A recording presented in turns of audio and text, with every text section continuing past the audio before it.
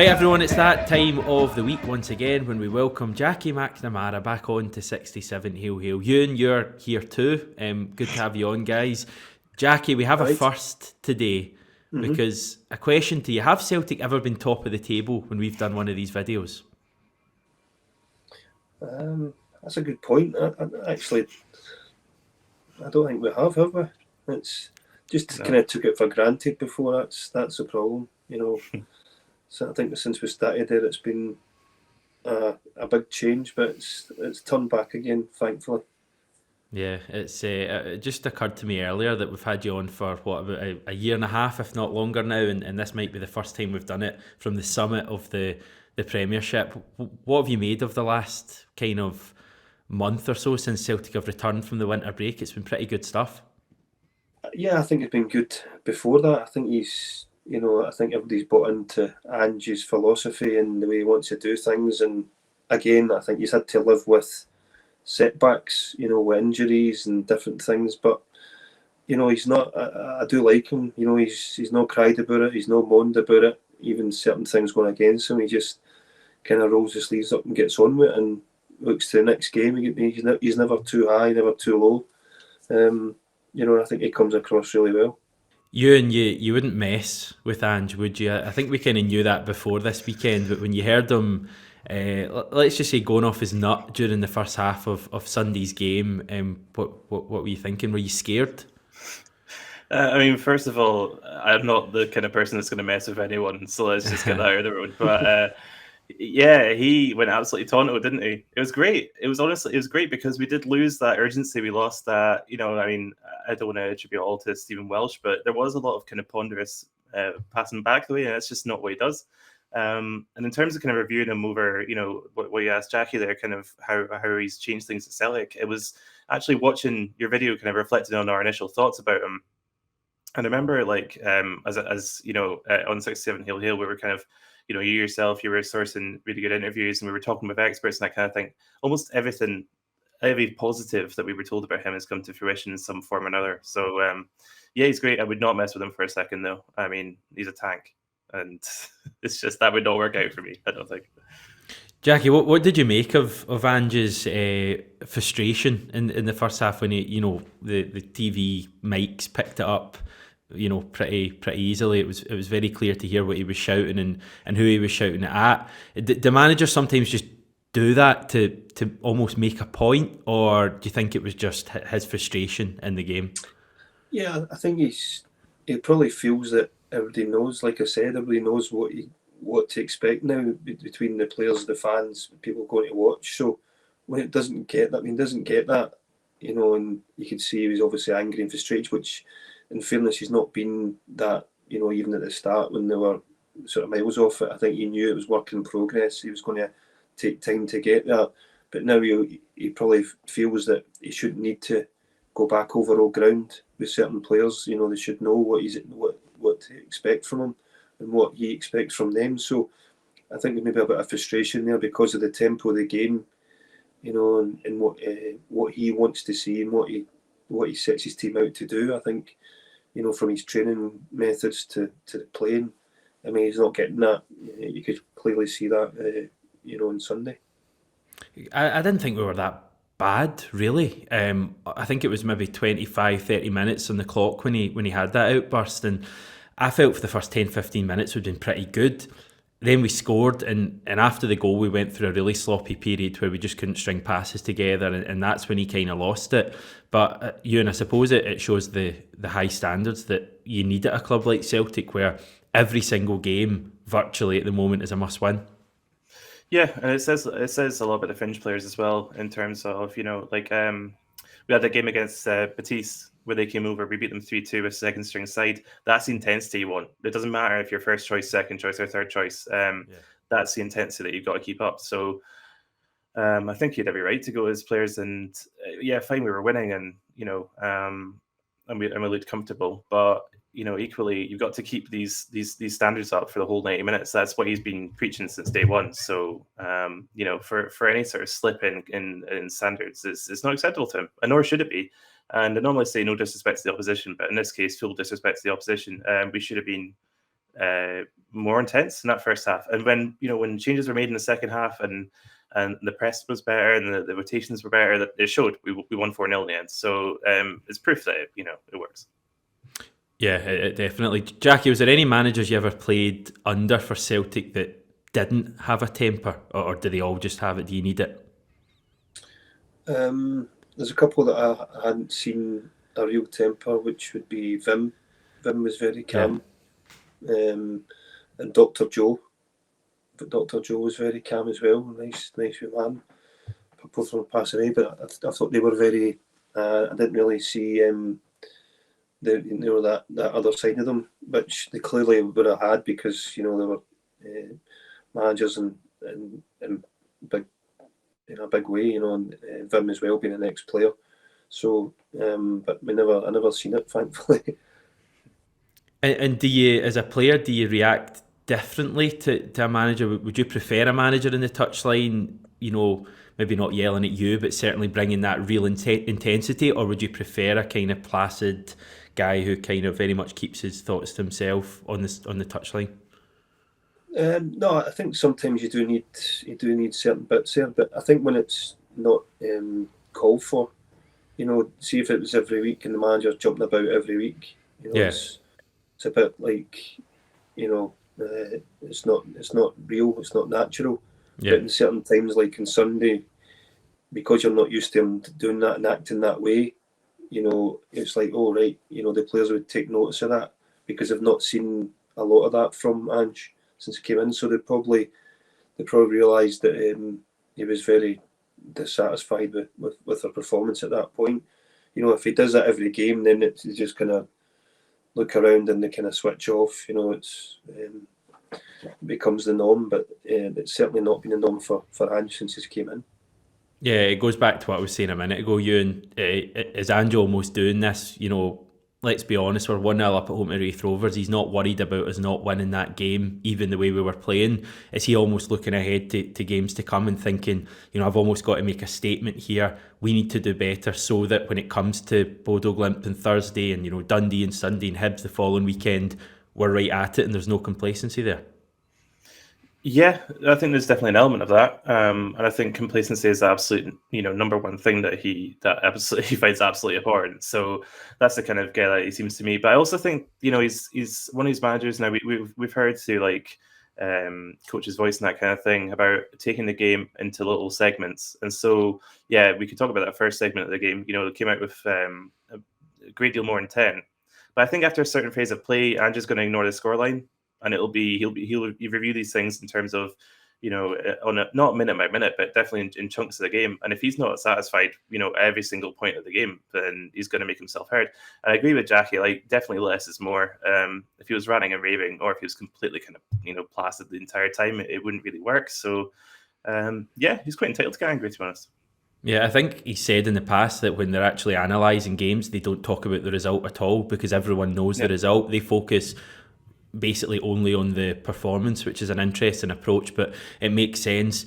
I don't want to spend too much time on a cup tie against Wraith Rovers. Was there anything that jumped out to either of you guys that you particularly want to raise from the game, or was it just a case of winning and we move on? Yeah, it always is. In fairness, you've seen different parts of the game. It wasn't too slow to start. We had that a little bit there with the atmosphere, the expectation, and it kind of goes a bit flat, and they kind of get a lift. They did a shout for a penalty, which I thought it was. If that goes, it's. But I don't think realistically you would be totally scared about them coming back and beating you, even going back to 1-1, because you look around and look at his bench now. The subs that he made in the second half, and I think that fills you with confidence. And if you're the opposition looking at that, you're like, wow, look what they've got to come on. Let's try and stay in the game, and then hopefully, when they do make changes, we can deal with it. So I think that's a pleasing factor. The actual squad is so much stronger now. Yeah, one player who was playing on Sunday but hasn't played much recently is Mikey Johnson. Another frustrating game for him, capped off by that ankle injury. We're still unsure the extent of that knock. Jackie, where do you come down on Mikey Johnson at the moment? Do you feel as if things are kind of heading, for the end for him at Celtic, or is there a player there that we can get something out of at some stage? I think first and foremost, he needs run the games. He needs, he's missed a lot through injury, and it's very, very difficult just to come straight back into it and expect to be, in top form. It's going to take a bit of time. Would you loan him out? If I had enough cover and everything else, yeah, to get him game time. But again, you see with certain players that get loaned out, I think it's only beneficial if it's loaned to a proper club that he's going to play in the way that you want them to play, Right. close to Angie's style. So you can go to some places and the ball's in the air and he's not going to see it, and it's okay just saying, all right, we'll put him out on loan to play and get him games, but it has to be right for the player as well. Wherever he goes, that he plays week in, week out, he plays to a system or a style that is going to help him get back into the Celtic team. Yeah, and he's had lots of injuries. I think sometimes you need to remember he's not deliberately getting injured. I think, there's a lot of that going about on Sunday with people, oh God, he's injured again, stealing a wage and all that. And I get that fans are frustrated and disappointed, but Mikey Johnson's going to be just as frustrated and disappointed, if not a million times more. The fans sometimes forget that, Jackie, that players aren't deliberately getting injured, that it's just what happens, and they're gutted about it as well.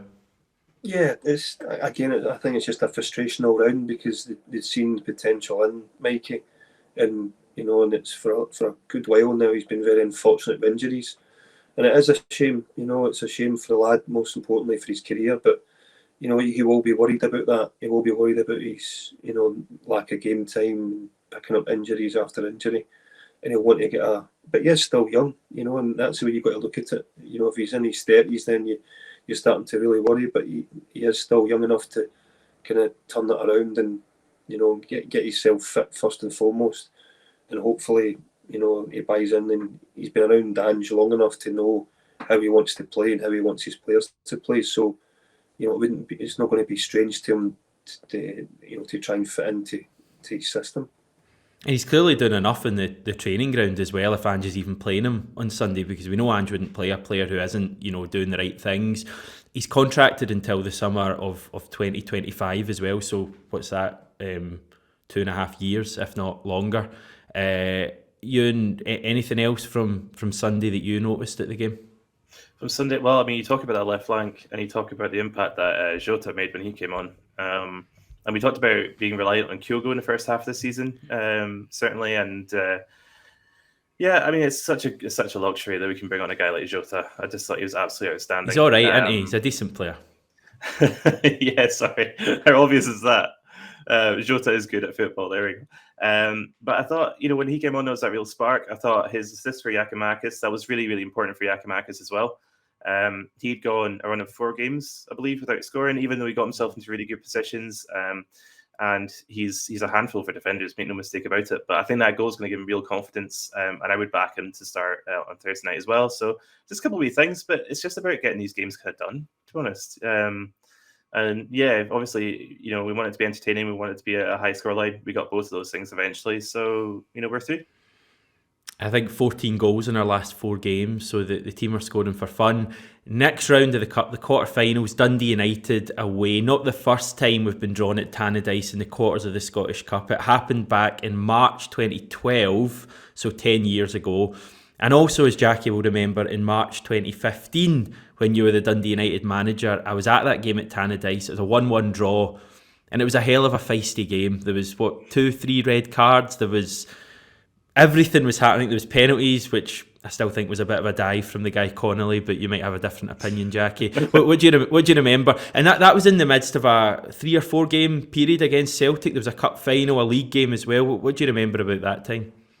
Yeah, personally, it was tough to manage because we had Celtic 4 times in a row. As a manager, prepared. Was it in a row? Yeah, we didn't play anybody else. Yeah, I mean, it was we played in the Scottish Cup, then we drew, we went to a replay with the cup final, League Cup final, the following weekend. Then we had the league game and the cup replay in between. So managing that as well was, we just lost GMS and Stuart Armstrong as well just before it. So I couldn't. That was 2 players down for that as well. So it wasn't easy to manage. I thought we done well getting a draw in the first game because, it was pretty a feisty game with the sending offs and everything else, and then the cup final as well was a bit frustrating because I thought we'd started okay. I thought we had a chance for a penalty with Ryan Dow. Yeah. And one of our players got a bad injury while he was getting stitched up. We lost a goal, Sean Dillon. And personally, I should have made a change at that point. The time it taken to get him back, he ended up getting sent off in the second half. So, as a manager, you look at things afterwards, and I would have taken Sean off there and then and put somebody else on. How did you handle managing against Celtic? Must have been a strange experience, or do you just get used to it? No, it was strange. It was strange. I always wanted my teams to not just turn up and try and stop. I wanted to try and, because it is an entertainment, I like to see football played in a certain way and to go and attack them, and came across a couple of heavy defeats in that, one of my first one. But we came in, we scored a couple of goals at Celtic Park, we ran them close on a couple of times. But again, it's, if you're not going to go and do that and have a go, there's people paying good money to come in and watch the team. Why would you want to just, be happy losing 3-2 or 3-0 and keeping the scoreline down, even though you know that you're up against better opposition? So it was difficult, and I always wanted to try and do well as well. Yeah, there was some great kind of battles between Jackie McNamara and Ronnie Dyler going back. Sorry, Ewan, and you come. Well, I was just going to ask about Ronnie Dyler actually, because he's been in the news a wee bit recently. What was he like as an opponent in the opposition dugout? Was he liable to a wind up, or did he keep himself to himself? Because he's always seemed quite an animated guy.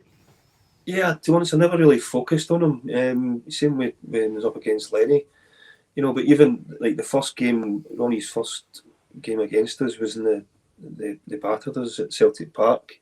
I went into his office after the game, and he was very talkative. Then the next time was December at Tannadice, where we beat them 2-1, and he never said a word.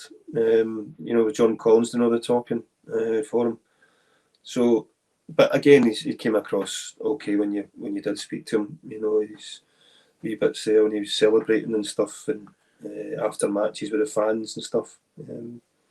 It was pretty tough because he took 3 of my front players actually within a 6-month spell, and that was difficult to replace. There's your headline, everyone. Jackie hated the Ronnie roar. He couldn't stand it at all. Yeah, I've never seen Martin do that. Never seen Martin do that. What about this current Dundee United team then, Ewan? A tough tie, is that fair? It could have been easier, could have been harder certainly as well. I think they're in top 6 though, Dundee United, aren't they? So it could be quite a tough one for us. It's hard to, given the sample of games we've had against them this season, it's kind of hard to get a read in them because they have drawn with us. They've defended against us really resolutely, and whenever times we've battered them. And then, of course, you got the Leo Bada last-minute winner. They're a hard team to kind of get to grips with because I think they're a bit like Aberdeen in the sense that against the likes of us and Rangers, they're often really well organised and cause a lot of problems and very, very well set up in terms of the way, their lines across the pitch. And I tend to come away from their games thinking like they're quite decent, but then against other opposition, they're a bit more suspect. So I don't know. I honestly don't know what to make of them yet. Tony Watt, obviously, he's had a bit more game time. He'll probably be a bit more comfortable. And as always, he's a threat. But they're a hard team to get a read of. I would have preferred much easier opposition, if I'm honest. But again, would have preferred an easier game. Jota is good on the obvious thing to say counter. We're up to 2. Great. It's great to have you back in the channel. Just great insight as always. Switching to the European scene, guys. Now, Scott McDonald last week, you may have seen, shot me down completely when I suggested that I was getting excited by the prospect of Celtic going far in the Conference League. Hopefully you guys aren't going to do the same. No. What do you think about this Conference League, Jackie? Is it a tournament you're excited about? I wouldn't say overly exciting, but again, it's another competition. It's would I want to win it? 100%. Ange will be the same. If we did win it, would everybody give us credit? I don't think so, but I wouldn't really be bothered. I do think it would be a good achievement, especially, as I said, when you look at the team at the start, when they started playing the European qualifiers, and where they are today. So to go and kick on for that would be, I think would be a great achievement to go far in it. My own prediction is Celtic will go on a decent run in this. I think I could see us winning, a round or two, possibly even, making it to the semis if we're really good. And I think as the rounds go on, people will get more excited with this. But it all starts on Thursday. Bodo Glimt sounds like they play a very similar style to Celtic. Do you think that will play into our hands? There's going to be goals in this tie. Yeah, it's a really interesting question. That I think stylistically, maybe the closest team would be Bayer Leverkusen in terms of the quickness of their press, in terms of how quickly they get the ball from back to front when they need to, and it's not hoofing it either. It's really is precision passes made at pace. They're a good team. They've sold a lot of really good players, but their recruitment over the last couple of years would suggest that that's not really a problem. That they kind of expected these things. They still won the Norwegian title and battered Roma after selling Jens Hauge, who was really good against us for AC Milan, and Kasper Juncker, who moved to the J League. He'd scored a ridiculous number of goals for them. Didn't matter; they carried on regardless. So I don't think we should read too much into how many players have sold. I think stylistically they're a pretty close match. It'll be really interesting to see who kind of gets the better of the press initially. I think the first 15 minutes could be absolutely crucial, just the pace both these teams play at. So it should be really good, man. I'm excited about it. Yeah, so am I. What are the big decisions here with regards to the lineup? We're assuming Juranovic will be back, Starfelt will be back into the team, Greg Taylor will start. Up top, Jackie, Giakoumakis or Maeda? What would you go for there? I think you'd probably go for Giakoumakis again, like the Rangers game, and then change it later on, just to give you that physical side. I like Maeda. I think his energy and his desire, his work rate, is a constant threat. But I think he might do the same, similar to the Rangers game, just to start the match, because I thought Giakoumakis did well in the Rangers game. Yeah, and you quite like him as well, Ewan, don't you?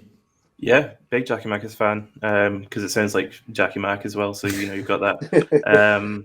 I like the guy. I think his attitude's really first rate, and he doesn't necessarily have to score to really affect games. Jackie talked about the Rangers game. I thought he was outstanding that night. He was constantly causing bother for their centre backs. He gets into really good positions. He'll force second chance opportunities with a lot of his shooting, and I really rate him. I think it'd be a huge show of faith for Ange to put him in from the start against Bodo Glimt. To my mind, he hasn't started a European game for us yet, I don't think. And that'd be a real show of faith. I think Maeda will be a first teamer. I think he'll be an automatic start in years to come. I just don't think he's quite there yet, even though he's a player that I really like. But yeah, I'd have Giakoumakis in there, no question. I think he's again, without scoring too often, I think he's been really consistent in his own way. I think stylistically, we can't talk about style again. I think he's really well suited to this game. So I'd pick him 100%. They're both kind of in form, aren't they? I mean, I think Maeda scored 3 goals. Giakoumakis is in 4. Yeah. So, and a lot of them have come in the last month for both of them. So, I think whoever we've got up top, there's goals in them. What about the midfield? And we're assuming Callum McGregor will be, the deepest of the 3. It's kind of inferred that Real Hatate will be one of the players, and then it'll be either Rogic or O'Riley, and just kind of rotated those two. Do you think that O'Riley and Rogic could play in the same midfield, Jackie? I do in certain games, but I wouldn't necessarily pick this game to do it. I'd be surprised if he does in this one. Although he did do it away from home when he played Rogic. It was quite an attacking midfield. I thought, was it Leverkusen? It's one of the games away in Europe, and he changed it. And changed it because it wasn't working. We were getting overrun in midfield. So I think he might go. I think he'll start with one. I think it'll be Callum, Deeper, and Hatate, and either Rogic or O'Riley. I think that's how he'll start the match. Yeah, I could see it being O'Riley. I've just got a funny feeling, given that he was rested on Sunday, that it might be O'Riley on Thursday. And then obviously you're hopefully keeping Rogic pretty fresh for Sunday against Dundee. I mean, that's kind of what we're dealing with now. On the subject of Matt O'Riley, earlier today I actually got the chance to speak to him alongside other Celtic fan media, and this is how it went. Hi Matt, congratulations on the fast start you've made to life at Celtic. Thank you. I've watched a lot of your interviews, Matt, and something you comment on quite a lot is the playing style, and Celtic's playing style being suited to your own playing style. Are you able to expand on that at all, and also tell me why that's so important to you, and tell me why Celtic was so perfect for you? Yeah, I mean, I always said my next move was very important, just being of my age as well. It's an important time for me to make the right step. So of course I had other interests elsewhere, but it wasn't necessarily the right thing for me in terms of my own career. So in that sense, that side of it was a no-brainer. I obviously I've said this before, I spoke with Andrew on the phone. He really explained the style of play to me and where I fit into the system, being one of the eights who can hopefully create and etc. And I think like from game one, hopefully that's been easy to see that I fit in quite well. And yeah, I'm someone that just genuinely likes to play good football, and here's the perfect place to do that. I've got one for Matt if you can handle another one. I can handle another one, yes, fine. No worries. When you signed, Matt, you mentioned a few former Celtic players that you knew, the likes of Paddy Roberts, and I think Stefan Johansson was another one. Have you had any contact from those guys since you've started playing? From the ones I mentioned, I actually haven't. I've had contact from, I shouldn't say this, but obviously Russell Martin, who played for Rangers briefly, he contacted me because he was my old coach, and he wished me luck and kind of just explained to me the magnitude of the rivalry between Celtic and Rangers, just really trying to prepare me for what was to come when I came to the city, because obviously before I came here I didn't know what to expect. I didn't know how passionate fans would be, so now I'm walking down the street and people are beeping their horns and stuff. It's not something I'm used to, so in that sense he definitely prepared me just for what was to come. But now from those guys you said, I haven't heard much. I'm sure they're all doing well, but nothing from them. Brilliant. All the best, mate. Thanks, mate. Hi, Matt. I wonder if you could give us some feedback on your thoughts on the intensity of the Scottish game you've had. The Glasgow Derby, the big matches away at Hearts and Aberdeen, and obviously a last-minute winner against Dundee United with 10 men. Is the intensity and maybe the standard of the Scottish game surprised you? I wouldn't say the standards surprised me too much. I think the intensity of the way we play as a team has probably been the thing I needed to adjust to most. I've come from a team which isn't so much of a non-stop pressing team as such, which we kind of are. So in that sense, I think that's been the biggest transition for me to get used to physically, mostly. In terms of opposition, yeah, I think some games are definitely more intense than others. I think Hearts was really intense, just purely because of the atmosphere as well, and things like that have been a bit different. I think fans especially has been another massive change for me, because we've obviously got 60,000 pretty much every game, when I'm used to playing previously in front of a lot less than that. So no, I wouldn't say the overall standard has been something I've felt uncomfortable with, but I think the level of obviously our team, Celtic, is significantly higher, which you'd expect. As a midfielder on this side, how enjoyable is it to be involved in the attacking transitions with the constant movement and rotations? And do you think that'll improve much further in the future with how early you are on your Celtic career? Yeah, no, it's really enjoyable. I mean, I think all footballers want to play football this way, whether they are or not. I think that's a different thing, but I think everyone wants to play the way we are. So in that sense, yeah, really enjoyable. Obviously, I get the ball in areas where I feel like I can hurt opposition, whereas most teams, as a midfielder, you might get the ball quite deep, where it's quite hard to hurt the opposition. I'm receiving literally close to their goal most of the time, which for me is really enjoyable. But no, I still think there's a lot to improve on, definitely. I mean, for myself, I'm only 5 games in, and I feel like I've already got good connections with the likes of Liel, Jura, etc. But hopefully, I mean, it's only 5 games in, so 20 games in, 30 games in, hopefully we should see a better understanding between the three of us. Playing international football would be high up on your list. You're in a privileged position. You can represent England, Norway and Denmark. Not many people are able to say that. Now this is a World Cup year. Yeah. That come into reckoning at all? Have you had thoughts about who you would maybe want to represent, or is it a dilemma for you? I've had thoughts about the World Cup, I won't lie. I mean, it's definitely one of like my bigger targets, I'd say, because I feel like it's possible, you know. I mean, I'm playing for a club such as Celtic now, so I don't think it's out of the question. Still a long way to go to be able to get a call up of that magnitude, so we'll see. And yeah, regarding picking a nation, I think it's still really early. I haven't actually played for Denmark yet. I played for England youth teams, but at the same time I do feel quite Danish. My mum's Danish. I can speak a decent amount. I can understand a very good amount. So in that sense, I don't think it's something that's out of the question at all. And if I did get called up from Denmark, I don't think I'd be saying no. So no, I'm excited to see what happens. But for now, let's just focus on what's in front of me, and then we'll go from there.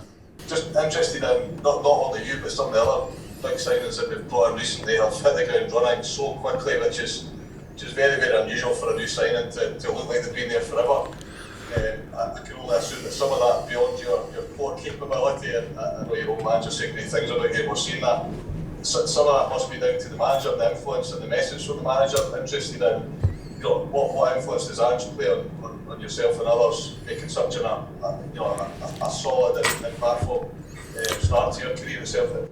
Yeah, no, I think the clearness and from the manager side of things has made it really easy for all of us to settle in. I mean, we all know exactly where we're supposed to be and what we're supposed to do, whether it be on or off the ball. So in that sense, I've kind of just gone out onto the pitch full well knowing what I need to do. So from a player's point of view, that's really what you want, because you know you can just play with freedom from that point on.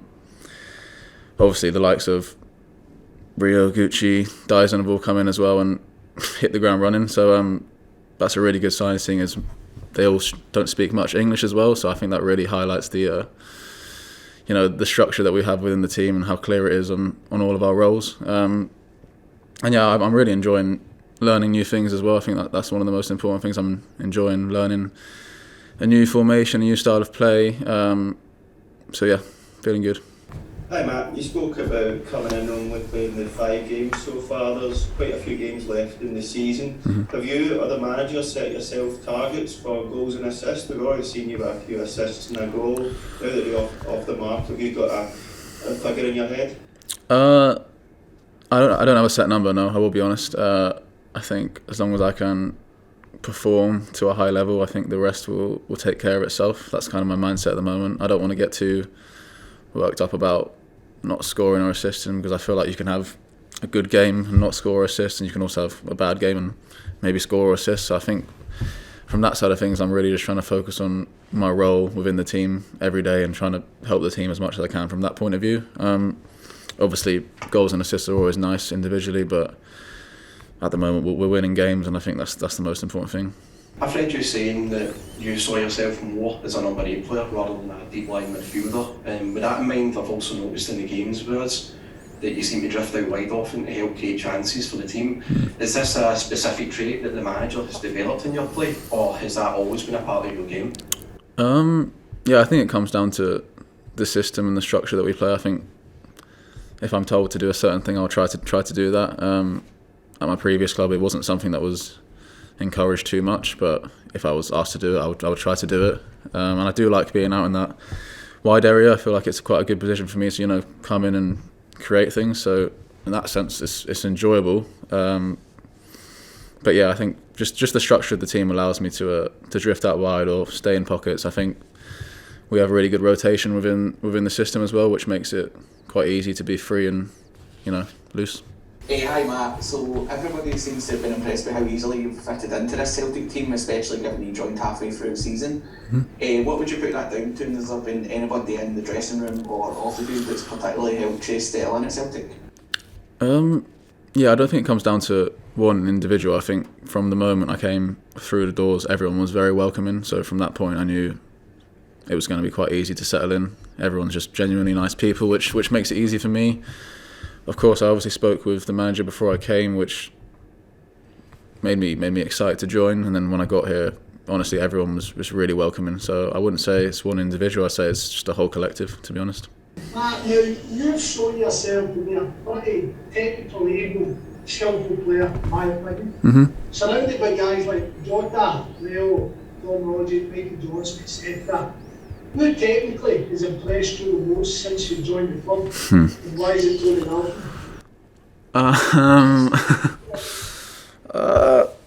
That's a tough question. We have a lot of technicians because of the way we play. If I'm going off pure just like smoothness and technical ability, I'd probably say Jota, to be fair. I just think he's just really elegant with the way he plays, you know. And you see the stuff he does on the pitch, he usually excites the fans by just whenever he gets the ball, really. So I think for that reason, I'd probably say him. Lovely hair as well. Say again? Lovely hair? Yeah, lovely hair. Great hair, yeah. Brilliant hair. It's rare we see young players at your age come in with such a level of ability. On StatsBomb, you top the ranks and probably most important metrics for midfielders. It makes me kind of ask the question, where do you see yourself? What bits of your game do you actually want to improve? Because from what I look at, you're almost the perfect midfielder already. Thanks. No, I appreciate that.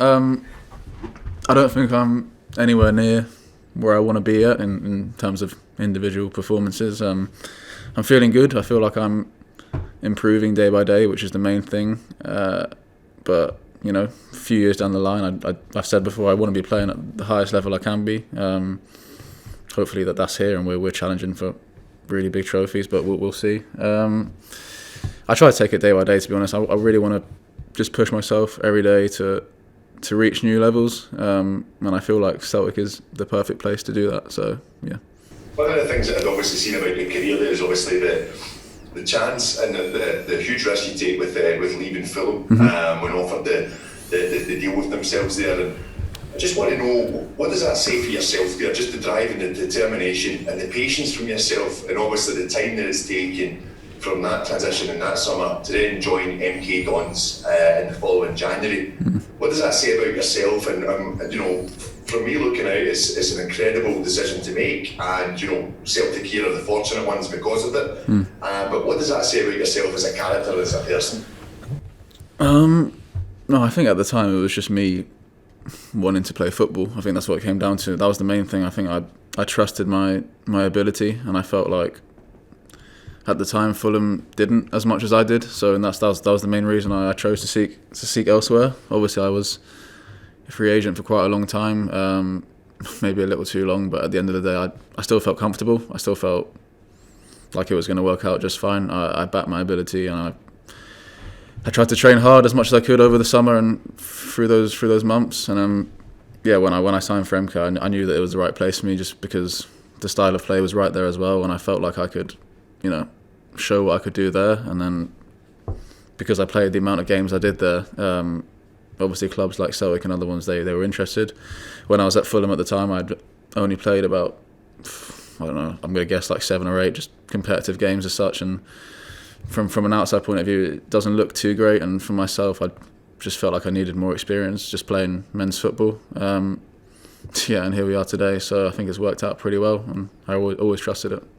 Just following on from that last question, it's kind of a similar question. You left Fulham as a free agent in the summer of 2020 as the country was going through the sort of first lockdown. What challenges did you face as an unattached footballer during such an unprecedented period living in? I think the main thing was that a lot of clubs didn't have a lot of money at the time, obviously because of the pandemic. So that made it hard for me to move, you know, sooner rather than later. So in that sense, I knew I'd probably be without a club for a certain amount of time, which was fine. But I would have rather have signed with someone earlier, of course. But no, I was with my ex-girlfriend at the time. We spent a lot of time together, just training in the park. She'd come with me and watch me and stuff like that. So I felt good, you know. I felt in a good mental space, which was important for me at the time, because, you know, without a club, you know, you could easily think negatively, etc. But no, I felt good. I was positive, and at the end of the day, I knew it was the right decision in my heart, so I always felt good. Matt, can I ask you as well? You would have played under Peter Grant at Fulham. Now, Grant is not short of a word or two about Celtic. Did he ever speak to you about Celtic? What did he say? And now that you're here, did it measure up to his expectations of Celtic? He didn't speak to me individually about it, but I remember one analysis session where we were just on the computers and we watched an old clip of him scoring for Celtic with I think he had a mullet at the time, so we all obviously found that quite funny. But no, other than that, that's probably the only thing I've seen of him at Celtic. But obviously, I saw him celebrating with so much passion, and I think from that video, I knew how much it meant to him, which was cool to see. How are you looking forward to your first ever European night at Celtic Park? No, yeah, massively. I'm looking forward to the atmosphere, especially just after the Rangers game a few weeks ago, wherever it was. I think those night games really just emphasise the Celtic Park being like it is. You know, it was such a cool night for me. So I think from that side of things, just the atmosphere and just the whole nighttime life, I think that's what I'm looking forward to most. In a bit, guys. Thank you. Cheers. Cheers now. So, how much do we love Matt O'Riley, Ewan? I mean, at the moment it's platonic, but obviously it's just Valentine's Day yesterday, and all sort of emotions are coming up. Did you write him a wee card, secret admirer? I'm not allowed to send post anymore till an extent. They told me not to. It was years ago. Remember Koki Mizuno? There's a whole thing. Yeah, I mean, he's a cracking player, and he seems, again, we've talked about this a bunch of times, but Ange's cited players that are decent folk as well. Like, they're articulate, they're thoughtful, they have similar ideas about football to the manager, which is obviously really important, and they understand the scale, the challenge that's been presented to them, but the opportunity that's been presented to them. I think Matt O'Riley absolutely encapsulates that. He speaks really, really well, and he plays really, really well. So I think he's, I do see a sort of leadership role in him over the next while. Obviously, he's just signed. It'd be ridiculous now, but he strikes me as the kind of player who's going to eventually, take games by the scruff of the neck and provide real leadership in the dressing room. That's maybe off base, but that's what I've seen him. I think technically it's just an excellent footballer. Well, his former manager, Russell Martin, who he mentioned in that press conference, had actually said he's a future manager when he was asked about who in your squad could manage. So, and you can certainly see it. He doesn't really speak like a normal footballer. He's quite open, and no offence to footballers, Jackie. Hopefully you don't take offence to me kind of branding footballers all in the same thing. But he talks quite openly. Like, he was asked that question about international football and the World Cup, and I think a lot of footballers would have said, "Oh, I'm just focusing on Celtic, don't care about the World Cup. If that happens, it happens." And he was very open, and he said, that's a target for me. I want to be in Qatar, whether that's for Denmark or even England. I don't think Norway qualified, but yeah, I'm just really impressed with him, and obviously as well, Jackie, he's doing it on the pitch. That's the main thing. He can talk well, but he can also perform well. Yeah, I think he's settled in very well, very quickly. In his first number of games, he kind of just goes around and he picks up great areas, and a lot of time you just maybe take it for granted, where he is and the areas that he's picking the ball up. But I think he's very clever. I think he's one or two steps ahead in terms of movement, how he gets it, how he receives it, what his next pass is going to be. And he seems quite calm. He doesn't kind of lose the head or lose the plot or run about, turn about. No, I think like most of Ange's signings, I think he's been fantastic. And again, only going to get better. He's still young, very young. He's only 21, and I think you forget that. You think, for whatever reason, maybe it's the way he carries himself, both on and off the pitch, you think this is a guy that's maybe 24, 25, 26. He's only 21. And we're going to have a good few years of him, I think, until he's possibly, taken by maybe a team in the Premier League down south. But no, exciting times, guys. We'll leave it there for now. Tomorrow we will have a big preview for Thursday night's game against Bodo Glimt. I'll actually be speaking to the manager and a player as well. So lots to look forward to. Thanks, guys, once again for your time. Thanks, everyone, for tuning in. Don't forget to give us a sub. We're actually over 26,000 now. We crossed that last night, so it's all going great. Speak to you soon.